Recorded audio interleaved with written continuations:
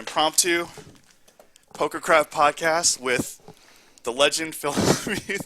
15 bracelets, right? 15. Pretty impromptu, that's Pretty right, impromptu. because you texted me, 20 minutes ago I got up or something, and Yeah. you're like, hey, and I have to go film all day, and then I have a big surprise party, which is the whole reason I came to LA. Everybody's like, are you here for the WPT? I'm like, there's a WPT? There's live at the bike. Okay. Well, I had to come here for a surprise birthday party Saturday night. Okay. And because of that, I knew I had to be in Vegas Wednesday, so I hopped on my friend's jet out of Moffett Field, which is incredible because Moffat's a military base, and Larry and Sergey have their jets there, but not many other people. Google founders, for you guys who don't know. Yeah. And so it's cool. I've flown in and out of Moffett a few times now. It's pretty cool, military. And so left Wednesday at 4 p.m. Now, flew to Vegas, did the dinner, played poker till 3, 4 in the morning. Went straight to Shadow Creek. Now we're talking, 1 in the afternoon. Went straight from Shadow to the airport where I played high-stakes poker all night at a casino in L.A. and won the biggest pot of my life. But I was already exhausted. How much was it? About $600,000. Okay. But I had 100% of my money, and it was just a crazy hand that sometimes they come up, and You want to talk about it? Or? I mean, I bought in for $300,000 of my own money, which I never do. Even when I was playing in the 5-10 game on Poker Go, Rob's home game. Yeah. I was intending to have $180,000 of myself with the $400 I was going to risk, but we sold too much, so I only had $130,000 or something. So even in that game over 4 days, so when I won $400,000, I was getting some bonuses for winning, but maybe I won $150 for myself. So to risk $300 in a game is a lot for me.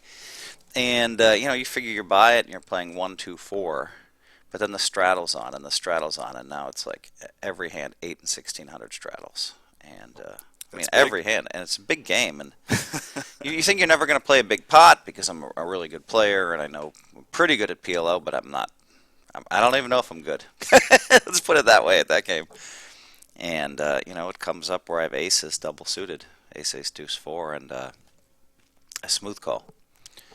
3,200 straddle. Guy behind pots it to 18,000. Okay. 1 or 2 calls. Maybe 1 call. 2 calls, I think, and so I could make it like 90,000. Okay. So I'm like, all right, I got to do it, right? So that's a crazy thing. Is you find yourself with $90,000 in before the flop with ace, deuce, 4 double, and you get called by 2 people. That's how I went broke. Let's hear your story. It sounds like it's a better. So now comes Jack 6-3, 2 hearts. Okay. The first guy moves in for 57,000. He's short.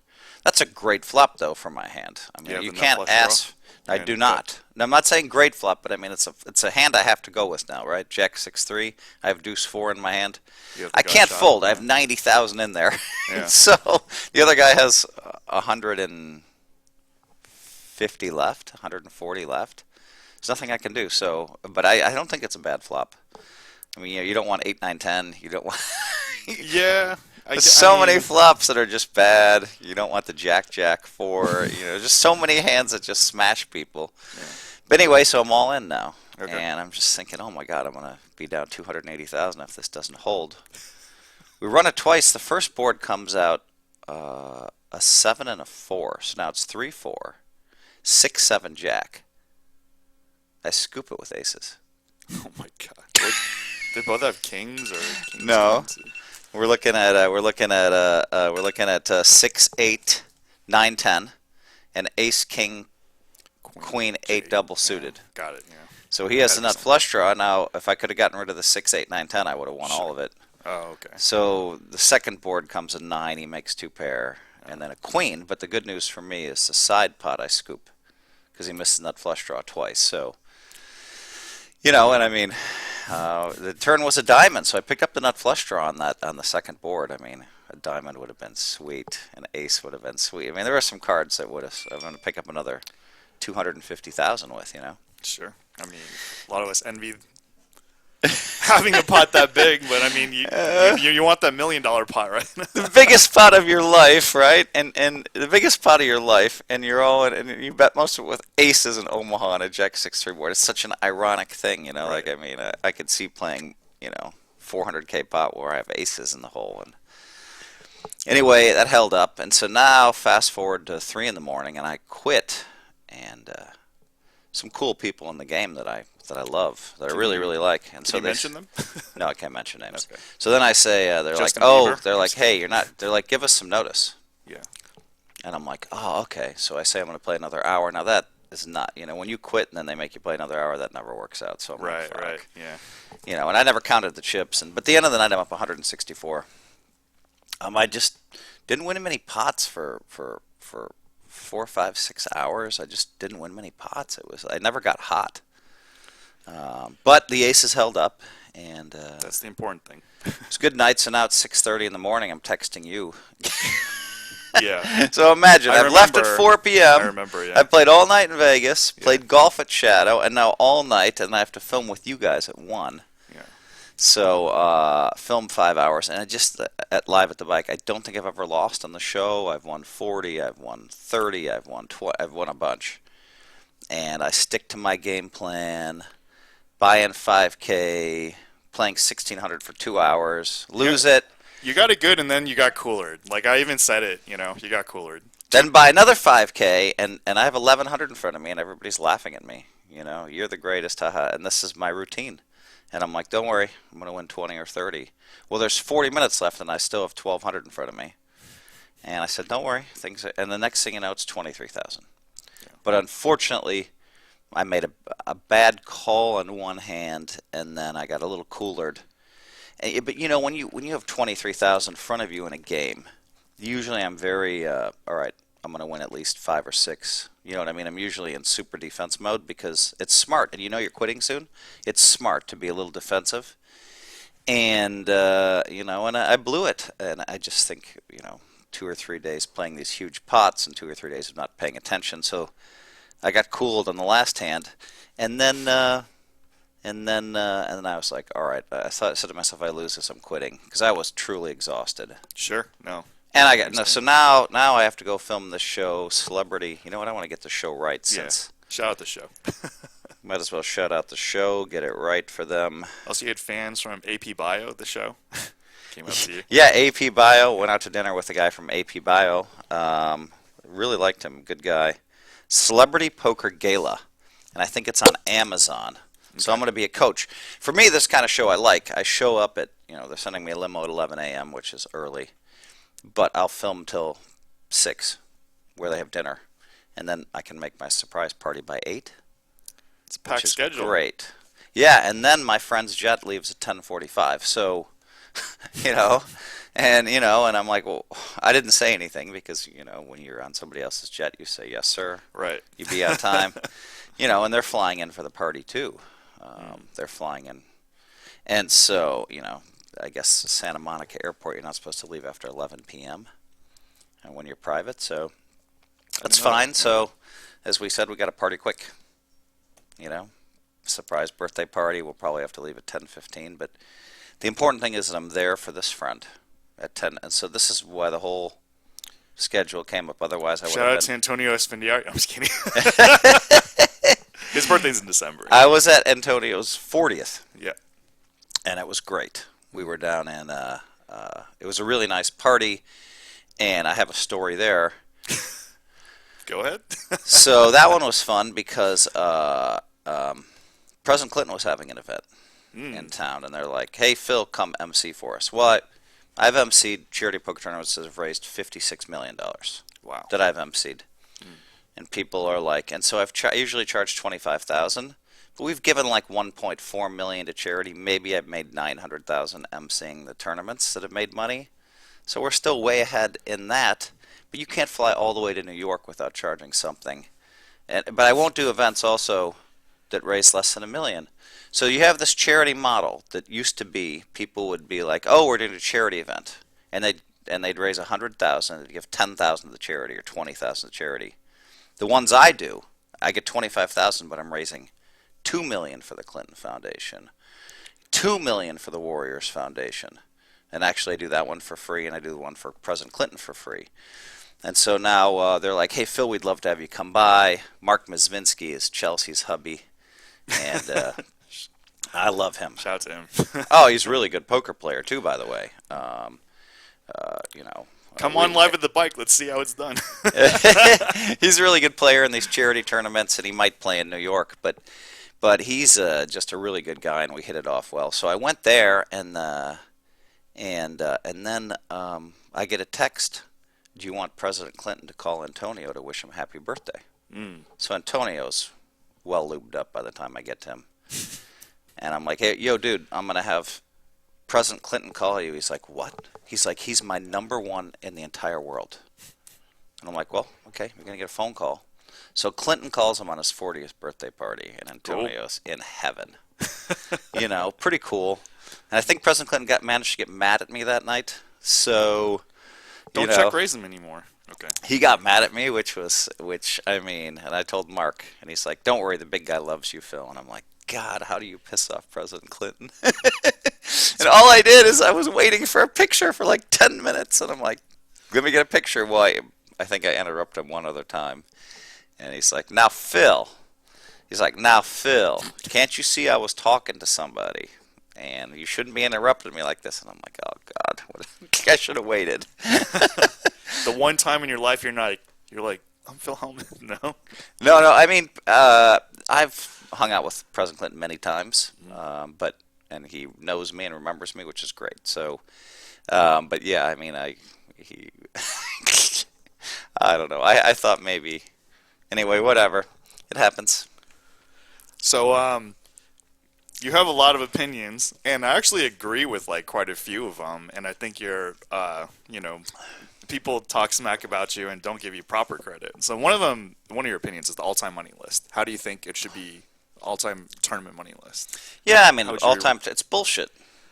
Now you watch professional golf and you see somebody who dominated for 30 years, and they get passed in 10 years by somebody or 5 years.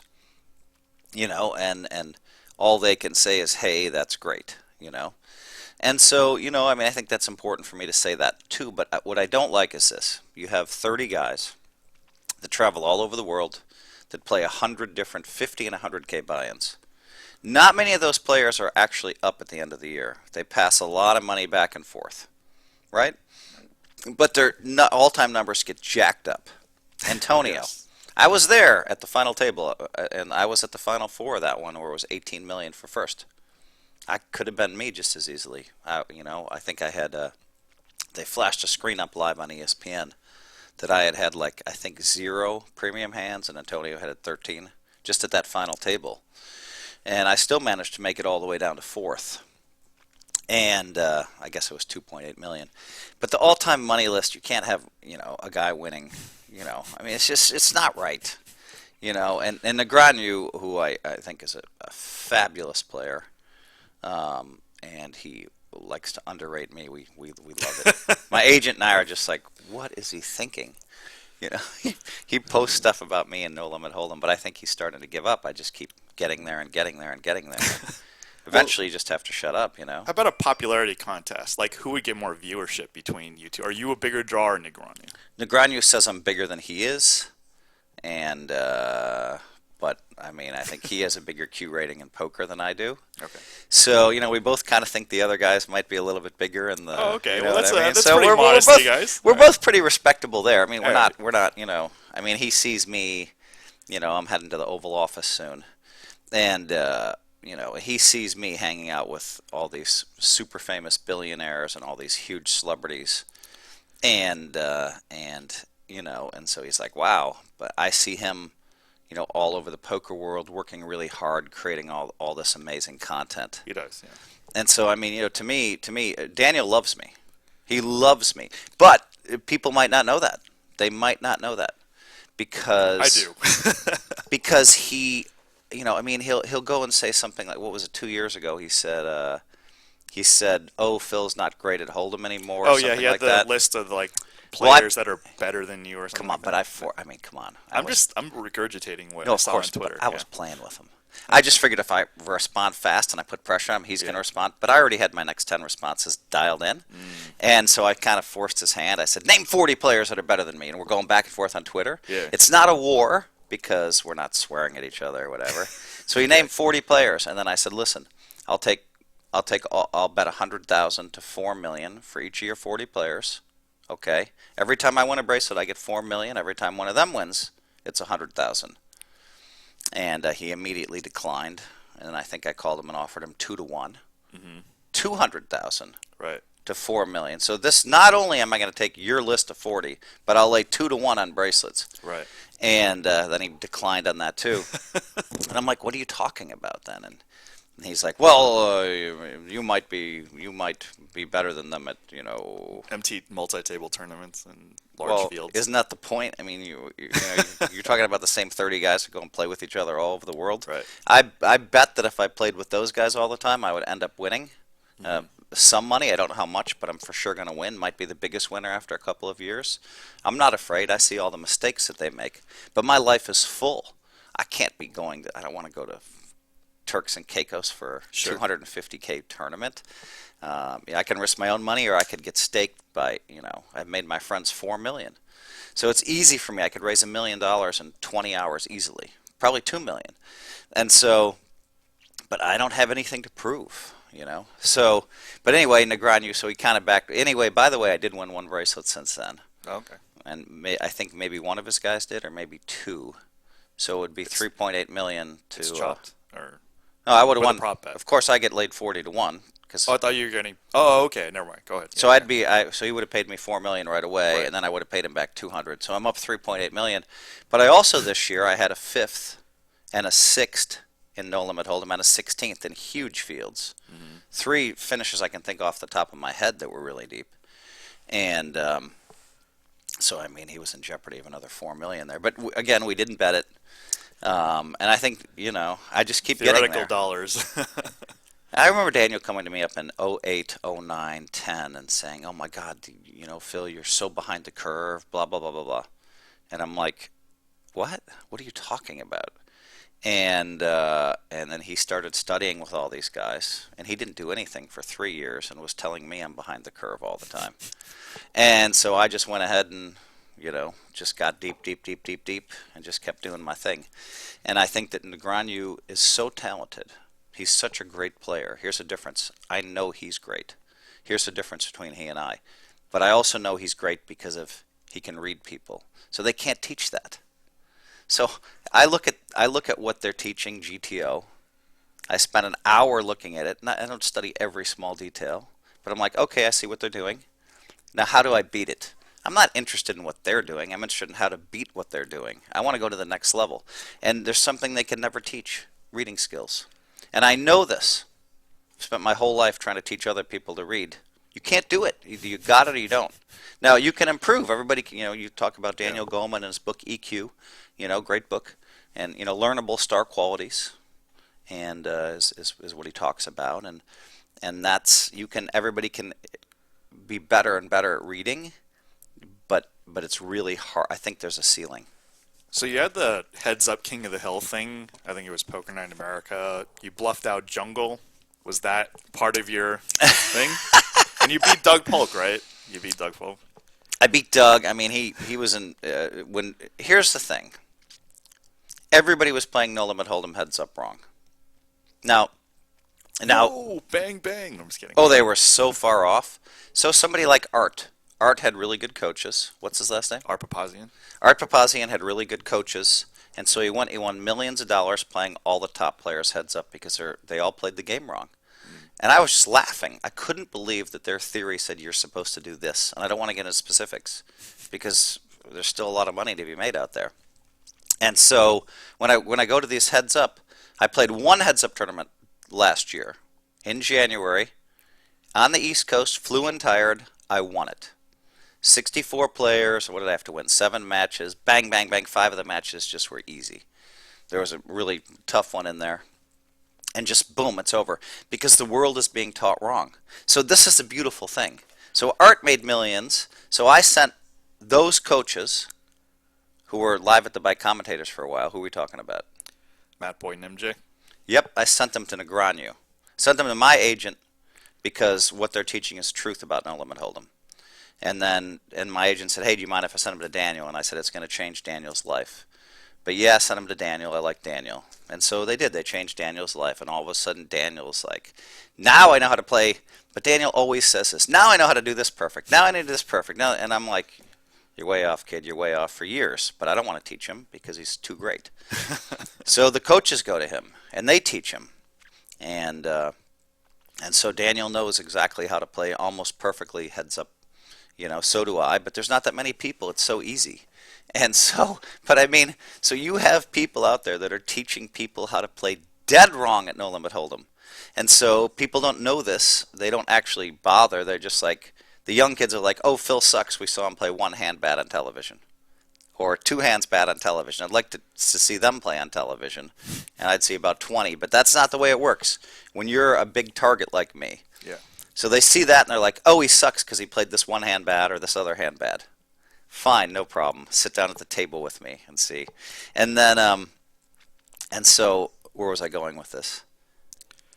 The right way to play versus... Yeah. And so, it's a whole generation being taught the wrong way to play. So I've been looking at the high rollers that they have, right? The only guy who plays really, really good strategy is Kerry Katz. And Kerry Katz is leading right now. He's not only poker's savior, but he's leading all the high rollers. Because he goes and he plays and he knows how to play right. They're all still doing GTO or some version of it and just getting crushed. And so, I guess in one sense I left a lot of money on the table because I could have gone and just played my strategy and won a bunch of high rollers. But I don't have time. 2 months of the year, I want to win bracelets. I think whoever wins the most bracelets and the most WPTs is going to be the greatest player of all time. Because those are fields you start at the same level. In cash games, we can't measure the greatest player of all time. Yeah, I mentioned... Do you know why? Because you could just buy in for whatever. Because we don't know how much money these people started with. Right. And playing in cash games, by the way, there are people that are just great at getting into the greatest cash games. There are people that are great at borrowing money. There are people that are great at making money in other areas and bringing it to poker. So at the end of the day, we don't really know who the greatest cash game players are. Now, I could name 3 or 4, and you would probably agree, right? Want to name names? David Oppenheim, great cash game player. Yes. Garrett Adelstein. Well, I mean, Garrett's really good at No Limit Hold'em for sure. Yeah. But we're talking when I think of... Oh, you're talking about all-time? When I think of guys that are playing, I'm talking about all-timers. Mm-hmm. John Hennigan, I'm talking about guys who can play every game. Yeah. Played with him many different games. Yeah. Yep, and so these guys that can play all the games great, right? And so we do some of those guys are, but it's really difficult to determine who the greatest cash game. We've had David Benjamin's an amazing player. He won $20 million straight. He had 10% of himself for the first $5 million, then 20%. Then when he finally started taking all of himself, boom, he lost $3-4 million and went down. I think he has amazing talent. But I mean, but he hasn't done well the last couple of years. And so there's just a list of players that we all, but I think Benjamin has amazing talent. Yeah, he's played PLO on the show and he's done a lot of thin value bets. Like in PLO, it's like when you value bet bottom 2 and get called in PLO, that's skill, Oh man, he's a great player for sure. But what I'm trying to say is, some people are great at borrowing money, so we don't really know. Right. You and I could name 3 or 4 great players, sure, but we'd have to debate everybody else. That's fair. Yeah, that's absolutely fair. And so, that's harder. But in tournaments, we know, and and so I mean that's where I'm trying to do it, specifically World Series tournaments. I mean, last year I had a second, a third, a fifth, a sixth, a 16th, and I skipped a lot of the 10Ks where the fields are, a little bit tougher yeah, but it's smaller. Easier. Yeah. Easier to, I know what you mean, to score highly. Mm-hmm. So you and Antonio Spendiari have a rivalry. I know it's friendly, but how is that, as you guys have grown older and matured, how has that developed? I did play with Antonio the other day. I'm not going to tell you where or when. And I'm going to see him tonight, and we just have a great relationship. He did smash me at his house. This one really hurt. The day before I'm going to MC the event for the Kardashians, which I invited him to, and he was part of that show too, the Keeping Up with the Kardashians show. So the day before, I show up to his house to play 5-10. It's a Sunday night. 5-10's hard for me to play anyway. But I show up, and he just gives me 10,000 the first few hands in a 5-10 game, and I'm laughing to myself. There's no way I can lose. I won 50,000 earlier in the week. I won 450,000 a couple weeks before in the tournament. But then I'm a little bit more vulnerable, right? But I should have just gotten out of there with my win. Maybe I won 75,000 that week. But all of a sudden, we're heads up at 3 in the morning, and the blinds are 100, 200, and then 200, 400, and I lose 111,000. And I'm so mad. And I mean, I don't think he particularly outplayed me. I mean, every time I had jacks, he won with 6-8 suited. He wasn't ever going to bluff me, and so. But he's a great heads-up player. But I'll play him all day. What about the taser thing? You guys are supposed to play heads-up in the. I told him I'd play him heads-up tournament format. Okay. Because I know how to play perfectly. I've learned, and I know this. And I don't think he does know that, so I think I'll have a huge edge. And he wants to just play me where we have 300,000 each and we have 100, 200 blinds. That's fine too, but it's not going to be as profitable for me playing him 2-hour matches where I think I'm just going to crush him. But it's for the taser on camera. You got to play for that. We talked about that. Nothing's been confirmed there. But anyways, beats for 111, and that hurt. And so now it's 8 in the morning, and I'm going back to the bike in a limo. And I'm like, oh my God, I have to MC something at noon for the Kardashians. What an important day. I'm coming in 3 hours sleep, but I've done that before. Some of my best commentaries when I'm 3 hours sleep, so whatever. That's because you're actually honest. You're delirious and honest, right? I'm always honest. So anyway, I was a little bit bummed out. Fortunately, I had my own TV show in August 20th or something last year, and I won 300 and some thousand, which made me feel better.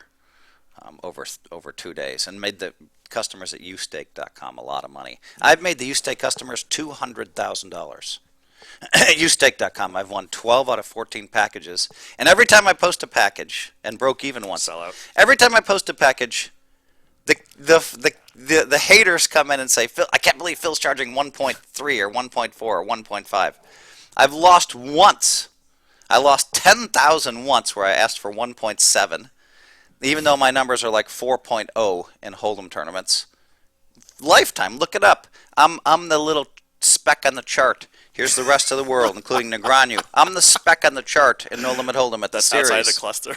Boom, boom. And so, but then they all make fun of me anyway. And so and so it's so ironic because, again, I think it's 11 out of broke even once, so I won 11 out of 12 packages for 200,000, and they make fun of my makeup. They're just such idiots. It's unbelievable. And then when Tom Dwan hit the scene, you guys were in the heads-up thing. Do you have any comments about the very first time, the tens against aces thing? You want to recap? Tom Dwan is amazing. I love him. So he came and filmed with me a few months ago, and then with Alan Keating.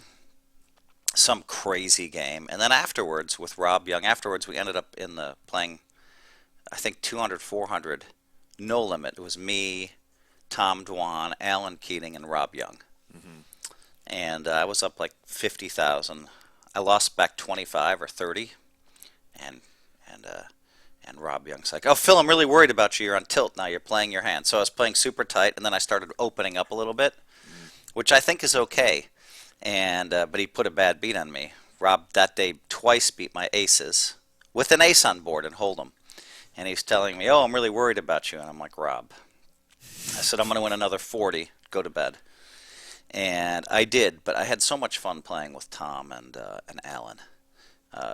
Really good guys. And then we messed around at the craps a little bit. We messed around at Kids, Baccarat. Don't do that at home. Alan and I made some money at Baccarat late in the night, 7 in the morning. But it was kind of fun to play three-handed with, two of the young great players, He's still around after 5 years. Oh, I love Dwan. I mean, he and I have a healthy respect for each other. We really like each other. And so I was happy that he played in my game. Maybe that was in August. Something that you also bring up a lot is that, like, on camera you get bluffed out here and there, but, like, you know, later on you'll get it back and more. I mentioned some of these things on Live at the Bike too, because it's like in those post-edited games they only show like specific ones that people they want to see because they're exciting. Or Live at the Bike, it's only the first 4 or 5 hours. As we know in poker, it's later on in the session when you're like adjusting or people just lose an endurance war that, you know, big things happen, and that's not necessarily caught on camera. The former mayor of Madison, Paul Soglin, legend, went down to visit Castro. You know, was a mayor in like the 70s, and then was the mayor till last year.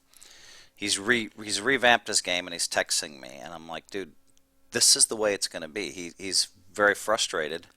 He's playing like me, playing super tight, folding some winners here and there, and playing really tight before the flop, and then they're trying to run us over. And that's the way I set it up. I even tell them, you can bluff me, you can bluff me, you can bluff me. But it's unbelievable. It seems like 90% of the time when I play poker, the guy that bluffs me 10 times loses all the money to me in one hand. It just keeps coming up that way. So now I laugh and joke about it. I'm like, you bluffed me with the 7th time, ha ha ha. Well, the people at home, they only see, so you guys might show the 7 hands I got bluffed and laugh. You won't show the 10s hand where it came 8, 9, 3. Oh no, we'll and show I that. Folded pocket 10s. I had 3,000 in front of me. Yeah, I know. 3,000 in front of me. I was watching. And there was 4,000 in the pot, and I folded the 10s because my instincts were going crazy. And sure enough, Nick had aces. Yep. Shots to Nick for 2. It was amazing. Like all these laydowns I made. By the way, did you see that? Were you there late? Jack Queen hand. What did he have? Did he bluff me there? Which? I had Jack Queen and Frank the Tank. Oh no, he had kings. Kings. I mean, another one where I folded top pair on the stream. On the turn, you know, yeah. On the turn, the pot was massive, and I saved 3,000. He had kings. It all adds up. It's unbelievable. So, I mean, I made like 4 or 5 world-class laydowns on your show yesterday. Yeah. And it all added up to me, you know, unfortunately I took my first loss on the show, but it was only $5K. And that's, you know, happens. I got cooled for the last 7. Even the best in the world lose sometime, right? Mm-hmm. All right, you better ask me the last question here because my limo's been waiting for me for 15 minutes and I got to go shoot the show. The very last question, what do you think the Phil Hellmuth branding legacy is going to be after you're done, after you retire? What's the legacy for the Phil Hellmuth brand? Hold on one second. I apologize, folks. No problem. Coming out now. Okay. Coming out now. That sounded like some kind of announcement. Or that too. All right, when it's all said and done, the brand legacy? Yeah, the Phil Hellmuth Poker Brat, ultimate the legacy, bet, everything. Listen, well, I mean, the ultimate bet stuff. Luckily for me, I got people said stuff to me they should never have said to me, and then 2 or 3 years later, all the tapes came out that completely cleared me. Mm-hmm. And so just think of all those people that put all that hatred on me, that said all those negative things about me, right? And none of it was true, and tapes came to prove it. So it was unbelievable, and that's why I give everybody a lot of leeway. I don't judge people. This next generation, everybody in their 20s, they hear one bad thing and they spread it. It's unbelievable. And so I'm a little worried about the karmic consequences for this generation. They just have to be real careful what they say, and it's all recorded too. It's rough. Oh my God, yeah. You have all these like people that and so I mean I just think there's too many haters. So hopefully my legacy is about my book Positivity. I hope if I'm remembered in 100 years, and no one's remembered in 100 years, we still talk about Babe Ruth or Truman or somebody, but if I'm remembered 100 years, it would be in the poker industry for having 24 bracelets and being the greatest of all time, or or for my book Positivity, 8 life tips, which Tony Robbins tells people to buy my book and all of his seminars. Sheryl Sandberg too. Yeah. Sheryl Sandberg, amazing. I actually bought your first, I don't know if it's your first book, one of your books. It's like Play Poker Like the Pros. Something like yeah. That book was a New York Times bestseller. Yeah. I bought it. So that book I'm so proud of because I wrote the first 5,000 words of that, and I'm like, I can't teach poker without poker personality types. So I did that, and boom, it hits the New York Times bestseller list. Now I had a lifetime goal of a New York Times bestseller, but I didn't think it would be my poker book. I thought it would be my autobiography. Well, or something. I mean, I've written 5 books, so. But the positivity one, I feel like I'm going to sell 1 million copies because it's truth. And when you sell truth, 8 life tips. When you sell truth, it sells. I've been disappointed. I don't know how. Maybe I've sold 10,000 copies. I don't. Which is, I guess, a lot in the publishing world. guys, buy a like copy, shit. at least for trivia purposes. But no, I mean seriously. I mean, yeah, watched you on camera, played with you, and definitely opened my eyes to like a lot of things that. Listen, I think there's such a thing. I think, and it sounds funny, I used to tell my wife, honey, the reason I am who I am is I see reality clearly. And she thought, wow, that sounds kind of screwed up. My wife went to medical school at the University of Wisconsin. She's a top doctor, brilliant. She's like, well, that sounds very out there. And she couldn't decide whether that was ego, me saying I see reality clearly, and because it sounds weird to say that. But I think all of the people that reach the highest levels in the world see reality more clearly. What does that mean? It means when they look at something, they see more than everybody else, right? Yeah. So when I look at poker strategies, I see all the mistakes everybody makes, and I see what the correct way is to play, and I'll also adapt and change. That's just for poker strategy. But then, I saw 8 life tips. It's just, one of the tips is just write down your yearly goals and tape on your bathroom mirror. I've had 20 people came to me and tell me they changed their lives. Yeah, because always the number one they hit, because it's right in front of them every morning. That's just one. And so, a lot of my guys, a lot of my friends at the highest, that I'm lucky enough to be with, that have already climbed the highest mountains, they also see reality more clearly. It doesn't mean that they can have a great EQ discussion about their lives. Once they're given those tools of how to discuss their lives and their ups and their downs, I think I have more fun sitting down with my friends and talking about their deepest issues, because we call that the truth. And the truth is something, but half of society is afraid to tell someone they're having a bad day, and the other half's afraid to hear it and say, oh, but you have this great life. No, they're coming to you for empathy, right? Anyway, I got to go. Okay, Phil Hellmuth, thanks for coming in. That was pretty good, huh? Yeah, pretty good.